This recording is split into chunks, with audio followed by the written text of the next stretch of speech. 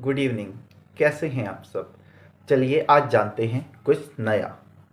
जब आप किसी औरत को देखते हैं, क्या किसी औरत को किसी आदमी के द्वारा देखा जाना अपराध है?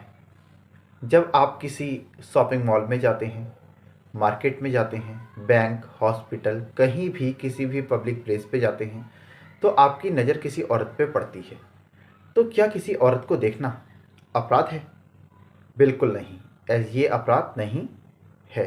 अगर किसी औरत को किसी आदमी के द्वारा देखे जाना अपराध होने लगे, तो दुनिया की सारी जेल एक दिन के अंदर भी नहीं, कुछ मिनटों में ही सारी जेलें हमारी दुनिया की भर जाएंगी, सारी जेलें फुल हो जाएंगी। ठीक है। किसी आदमी के द्वारा किसी औरत को देखना कब अपराध होता है? कब किसी आदमी के द्वारा औरत को देखना एक क्रिमिनल एक्ट होता है, अपराध की श्रेणी में आता है? तो ये कब आता है?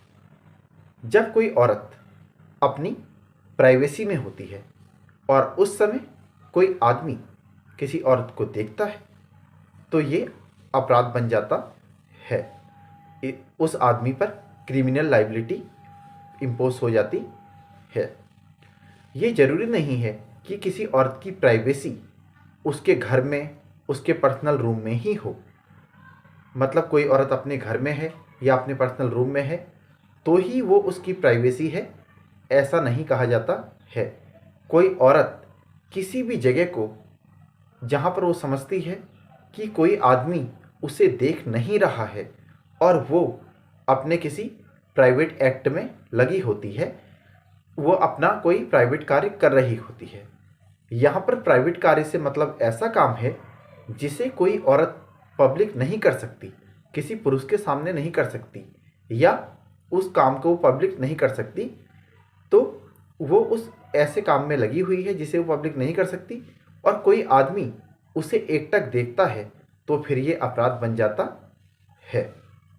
जब कोई औरत ये समझती है कि उसे कोई देख नहीं रहा है और ऐसा करते हुए वो अपने प्राइवेट काम में लग जाती है।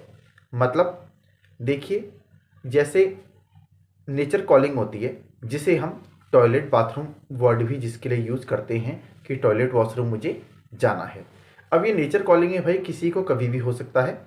तो मान लीजिए कोई महिला किसी ऐसी जगह पे वॉशरूम वगैरह यूज़ करना चाहती है जहाँ पर वॉशरूम अवेलेबल है ही नहीं, वो किसी पेड़ की आड़ में या किसी दीवार की आड़ में जाके ये सब यूज करती है।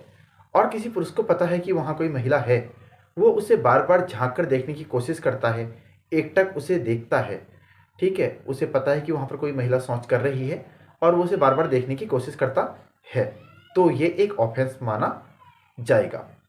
कोई महिला, मान लीजिए उसके कपड़े खराब हो गए हैं और वो अपनी साड़ी ठीक कर रही है किसी प्लेस पे हट के, मान लो मार्केट में है कहीं है, तो उससे थोड़ा हट के वो अपने एक कहीं पे कोने में जाके वो अपने कपड़े ठीक कर रही है, तो वहाँ पर कोई व्यक्ति उसको देखता है, उसे एकटक देखता है, तो ये भी अपराध की श्रेणी में आता है। या फिर कोई औरत अपने प्राइवेट रूम में अपना लैंगिक कृत्य कर रही है या वो सेक्सुअल इंटरकॉर्स कर रही है, वहाँ पर वो किसी व्यक्ति के द्वारा देखी जाती है, तो ये भी अपराध की श्रेणी में आता है।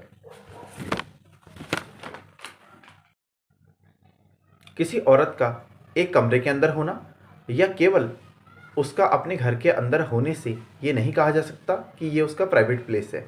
मतलब उसका घर और कोई कमरा तो उसका प्राइवेट प्लेस है ही, जहाँ पर वो ये समझती है कि ये जगह उसके लिए सेफ़ है, ये जगह उसके लिए प्राइवेट है, और वो वहाँ पर कोई ऐसा एक्ट कर रही होती है जिसे वो पब्लिक नहीं कर सकती है।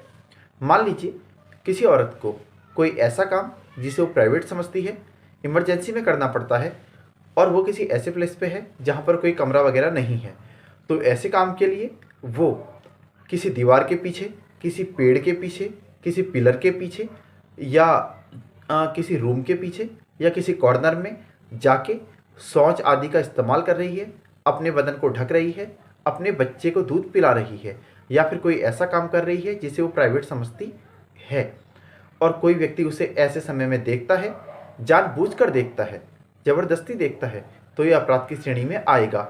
और ये नहीं कहा जा सकता कि ये जगह प्राइवेट नहीं थी, क्योंकि वो उस औरत ने पूरी प्राइवेसी का यूज किया है।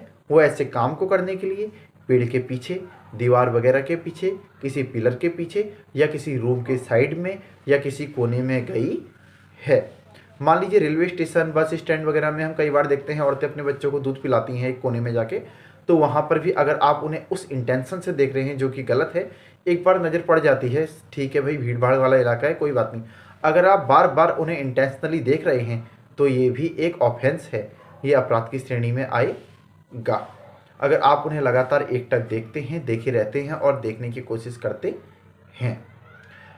जब मान लीजिए आप किसी शॉपिंग मॉल में हैं और आप शॉपिंग मॉल में किसी लेडीज़ के चेंजिंग रूम में कैमरा फिट करा देते हैं, शॉपिंग मॉल के चेंजिंग रूम में अगर आपने कैमरा फिट करा दिए तो वो भी अपराध की श्रेणी में आएगा। वो भी एक ऐसा ही ऑफेंस माना जाएगा कि वो अपराध है। जहाँ पर अगर आपको कोई महिला अच्छी लगी और आपने उसके फ़ोटो खींच लिए, किसी महिला के फ़ोटो खींचना उसकी परमिशन के बिना, ये भी ऑफेंस है। कोई महिला जो आपकी दोस्त है और उसके फ़ोटोज़ आपके मोबाइल में हैं बहुत सारे, वो आपकी पक्की दोस्त है, आपकी बहुत अच्छी फ्रेंड है, और आप उससे बिना पूछे उसके फ़ोटोज़ को किसी मैगजीन में छाप देते हैं या उसके फ़ोटोज़ को पब्लिक कर देते हैं उसकी अनुमति के बिना, उसकी कंसर्ट के बिना, तो ये भी अपराध की श्रेणी में ही आता है। इसके लिए भी आपको सज़ा हो सकती है। ये जितने भी अपराध मैंने अभी आपको बताए, ये सारे के सारे अपराध भारतीय दंड संहिता यानी कि इंडियन पिनल कोड की धारा 354D 354C के अंतर्गत दंडनीय अपराध हैं। मतलब इन अपराधों के लिए दंड हमें मिलता है हमारी भारतीय दंड संहिता की धारा 354C में। ऐसे अपराधों का विचारण, मतलब इन अपराधों का ट्रायल किसी भी मजिस्ट्रेट के द्वारा किया जा सकता है।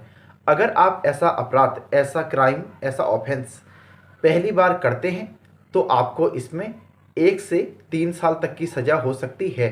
पहली बार अपराध करने पर 1 से 3 साल तक की सज़ा होगी और मामला कॉग्निजेबल होगा लेकिन बेलेबल होगा, इसमें आपको जमानत मिल जाएगी।